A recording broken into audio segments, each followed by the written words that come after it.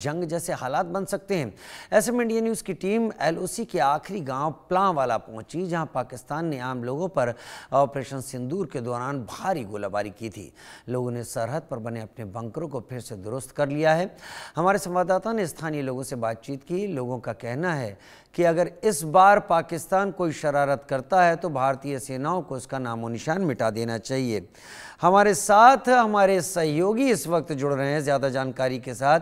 अजय जांडियाल और आशिक मीर मेरे साथ जुड़ रहे हैं। अजय, सबसे नज़दीक आपके ही प्लांवाला सेक्टर है। क्या है प्लांवाला सेक्टर में लोगों की सोच, और ऐसी सोच अचानक फिर आने के पीछे अजय आपको वजह क्या लगती है?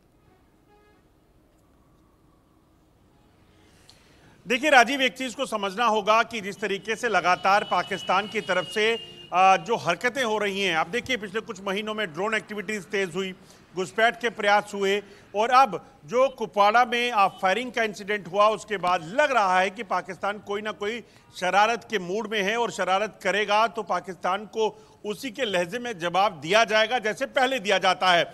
मगर जो लोगों में इस वक्त सेंटीमेंट है, आप सोचिए कि इस वक्त आप कहीं भी जाएं तो एक चर्चा बड़ी आम है कि क्या एक बार फिर से भारत और पाकिस्तान के दरमियान जंग होने वाली है। और इसके पीछे की वजह यह है कि लगातार जो स्टेटमेंट जो डिफेंस मिनिस्टर की तरफ से आया, आर्मी चीफ और नेवी चीफ की तरफ से आया, इतना ही नहीं जो पाकिस्तान में मौजूदा हालात के बाद खबरें चल रही हैं, उसके बाद लोगों को लग रहा है कि हो सकता है पाकिस्तान कोई शरारत करने की कोशिश करे लाइन ऑफ कंट्रोल के दूसरी तरफ आतंकियों की मौजूदगी की खबर तो है ही। ऐसे में अगर ऐसा हो तो लोग सीधे तौर पर कहते हैं कि हम तैयार हैं, हमने अपने बंकर साफ कर दिए हैं, हम पूरे तरीके से इस चीज़ को लेकर प्रिपेयर हैं कि अगर हमें कोई नुकसान भी होगा तो हम झेल लेंगे। मगर भारत सरकार को और सेना को एक चीज़ करनी चाहिए कि पाकिस्तान को ऐसा सबक सिखाया जाए कि अब का जो अब की जो जंग हो, अब के जो हालात हों, उसमें पाकिस्तान को दोबारा उठने का मौका ना मिले, पाकिस्तान का नामो निशान मिट जाना चाहिए। वाकई पाकिस्तान का नामो निशान दोबारा मिट जाना चाहिए, ये लोगों का वहाँ पर कहना है। आशिक का मैं रुख कर लेता हूँ। आशिक, क्योंकि घाटी और जो पूरा कश्मीर घाटी का जो साउथ कश्मीर का हिस्सा है या ऊपर का हिस्सा, इस पूरे को आप नज़र में रखते हैं, लेकिन आशिक क्या वाकई इससे पहले कि बर्फबारी पूरी तरीके से हो, टेररिस्ट को भारत में भेजने की तैयारी है?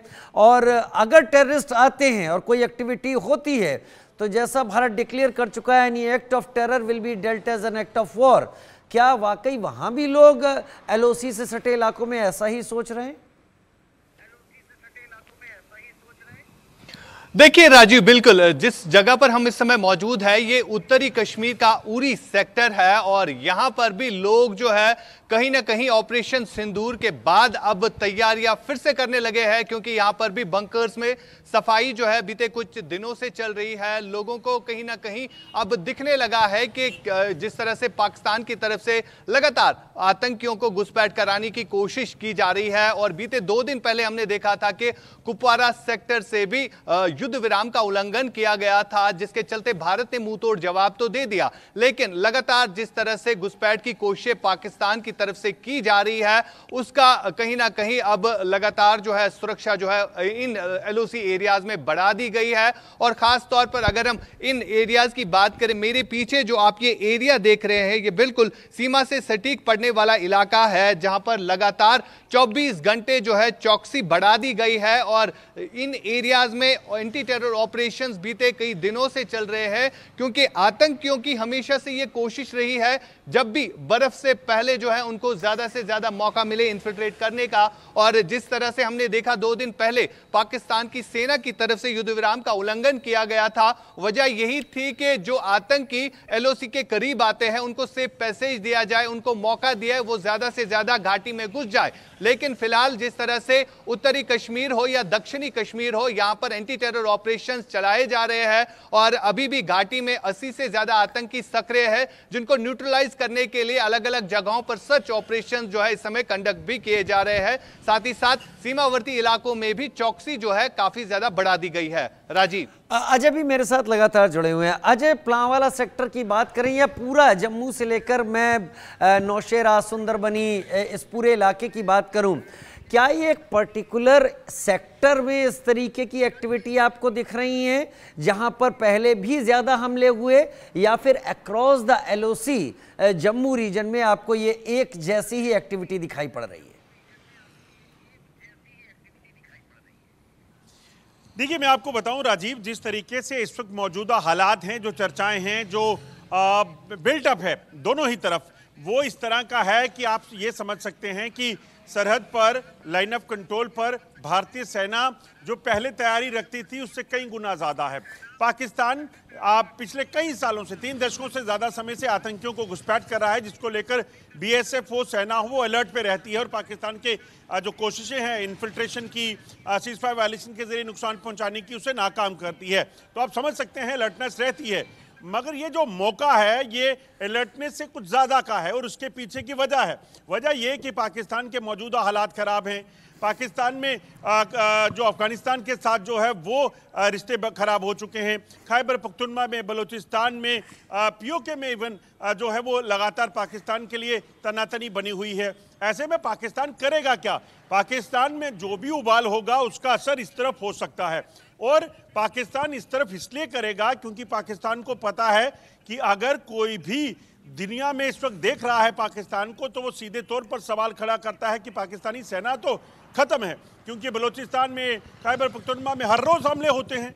ऐसे में पाकिस्तान सरकार और सेना दिखाने के लिए दुनिया को यहाँ कुछ हालात खराब करने के प्रयास कर सकती है और उससे निपटने के लिए तैयारी पूरी कर रखी गई है। इसलिए डिफेंस मिनिस्टर राजनाथ सिंह का स्टेटमेंट हमने सुना था 2 दिन पहले। उन्होंने सीधे स्पष्ट शब्दों में कहा एनी एक्ट ऑफ टेररिज्म जो है वो एक्ट ऑफ वॉर माना जाएगा, और उसके पीछे की वजह यह है क्योंकि इस तरह के इनपुट मिल रहे हैं कि पाकिस्तान जिस तरह पहलगाम का इंसिडेंट हुआ था, ऐसी कोई हरकत करने का प्रयास कर सकता है। तो ऐसे में उसे जवाब देना और बड़े बेहतर तरीके से एक ऐसा जवाब देना जिसके बाद पाकिस्तान की कमर टूटे, वो बड़ा ज़रूरी हो जाता है। उसी चीज़ को लेकर तैयारियां भी हैं। हमने देखा किस तरीके से जो वेस्टर्न बॉर्डर है, चाहे राजस्थान का हो या फिर अरेबियन सी का हो, महागुजरात का हो, वहाँ पर ऑलरेडी जो वॉर एक्सरसाइजेज जो हैं वो चल रही हैं, जिसमें ट्राई सर्विसेज के लोग जो हैं वो डटे हुए हैं। और वो एक सिर्फ शक्ति प्रदर्शन दिखाना नहीं है, उसका करने का मकसद ये है कि हमारी तैयारी कितनी है, कितने सेकंड में हम दुश्मन के कहां पर जाकर अटैक कर सकते हैं, वो कहीं ना कहीं दुश्मन को समझना चाहिए। वाकई वो कहीं ना कहीं दुश्मन को समझ लेना चाहिए। आशिक, एक और आपसे यहाँ पर ले लें, क्या वहाँ पर अब तक इंटेल सोर्सेस का क्या पता चल रहा है? क्या कुछ टेरर हाइडआउट्स वहाँ पर तलाशे जा रहे हैं या फिर कुछ टेरर सस्पेक्ट घाटी में इंटर कर चुके हैं? देखिए राजीव, लगातार जिस तरह से ऑपरेशंस घाटी भर में चल रहे हैं और कई सारे ऐसे टेरर हाइडआउट्स भी अभी तक बस्ट हुए हैं जहां पर काफी ज्यादा हथियारों का जखीरा भी मिला है। और इसके अलावा अगर हम बात करें, पीओके में कई सारे टेरर लॉन्चिंग पैड्स जो नए सिरे से बनाए गए हैं और रीबिल्ड किया जा रहा है इन आतंकी ठिकानों को, जो कि एक सबसे बड़ी वजह भी है। और इसी के चलते जो आतंकी वहां से घुसपैठ करने की कोशिश कर रहे हैं, तो इन तमाम तर कोशिशों को विफल बनाने के लिए सुरक्षा बल जो इस समय अलर्ट मोड पर नजर आ रही है। और साथ ही साथ सुबह शाम जो है काफी ज्यादा धुंध छाई हुई होती है। और इस वक्त की अगर हम बात करें, लगभग 5 बजे का समय है और आप देख सकते हैं ये सीमा से सटीक एरिया है और बिल्कुल इस पहाड़ी के उस साइड जो है पीओके का बाग डिस्ट्रिक्ट आता है। और वहां पर भी जब ऑपरेशन सिंदूर लॉन्च हुआ था तो उस दौरान भी बाग डिस्ट्रिक्ट में जैश ए मोहम्मद नामी आतंकी संगठन का एक ठिकाना जो है ध्वस्त हुआ था। यानी इन्हीं पहाड़ियों के बिल्कुल पीछे जो आप देख सकते हैं ये पीओके का एरिया है, जहां पर लगातार जो है कई सारे टेरर लॉन्चिंग पैड्स भी हमने देखे और कई सारे वीडियोज इंडिया न्यूज के पास आए जहां पर देखा गया कि किस तरह से इन आतंकियों को रिक्रूट भी किया जाता है, वहां पर किस तरह से ट्रेनिंग कैंप्स भी चलाए जाते हैं।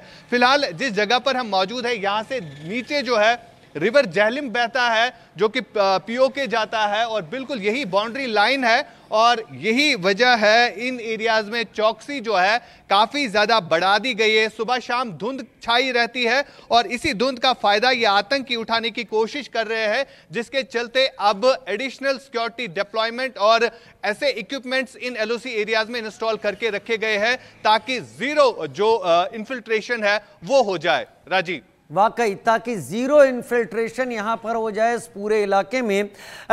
लेकिन अजय, कुछ आपकी बात हुई इस पूरे बॉर्डर को, क्योंकि जो कठुआ के पास बॉर्डर है ये एक ट्राई जंक्शन पर आकर पड़ता है। यहाँ पर नाले हैं जो कि पहाड़ी नाले जैसे हैं, और यहाँ से इन्फिल्ट्रेशन ठीक ठाक होता रहा है जो पंजाब से लगता हुआ और हिमाचल के ट्राई जंक्शन पे है। क्या कुछ खास रणनीति अब इन सब चीज़ों के लिए, क्योंकि मेरे ख्याल से अब आगे आने वाले 4-5 महीने बहुत ज़्यादा ठंड के आने वाले हैं? देखिए राजीव, मैं आपको बता दूं कि अंतर्राष्ट्रीय सीमा का इलाका हो, लाइन ऑफ कंट्रोल का इलाका हो, एक समय ऐसा था जब यहाँ पर तारबंदी नहीं थी। यहाँ पे जो आतंकियों की घुसपैठ थी वो बड़ी आसान हुआ करती थी, और ऐसे में हमने देखा है कि आतंकी किस तरह से घुसपैठ करते थे। मगर अब चीज़ें बहुत बदली हैं। बहुत बदलने का मतलब ये है कि अंतर्राष्ट्रीय सीमा और लाइन ऑफ कंट्रोल पर सेना और बीएसएफ की डिप्लॉयमेंट के साथ साथ कई मॉडर्न गैजेट्स को रखा गया है, जिसके जरिए पाकिस्तान से आने वाले आतंकियों पर नजर रखी जा सके, और अगर आतंकी कोई यहाँ आए तो उसे वहीं मार गिराया जा सके। कई उदाहरण हमने देखे हैं, चाहे वो ड्रोन के जरिए ड्रग्स आई, वेपन्स आई, घुसपैठ की कोशिश हुई से नाकाम किया गया। मैं ये भी कहता हूं कि 100% आतंकी रुक जाते होंगे या उनको रोका जा सकता होगा, शायद ये मुमकिन ना हो, क्योंकि कई बार घुसपैठ मुमकिन हुई है, तभी जो आतंकी सरहद पार से इस तरफ पहुंचे हैं वो पहुंचे होंगे। मगर लगातार एक ऐसी स्ट्रेटजी बनाई जाती है कि बॉर्डर पर नहीं तो पीछे हिंटरलैंड पर उन आतंकियों को मार गिराया जाए, उसकी तैयारी जो है वो पूरी रखी जाती है, और उसी को लेकर बीएसएफ हो, जम्मू कश्मीर पुलिस हो, सीआरपीएफ हो और अन्य जो एजेंसीज हैं वो बिल्कुल कोऑर्डिनेट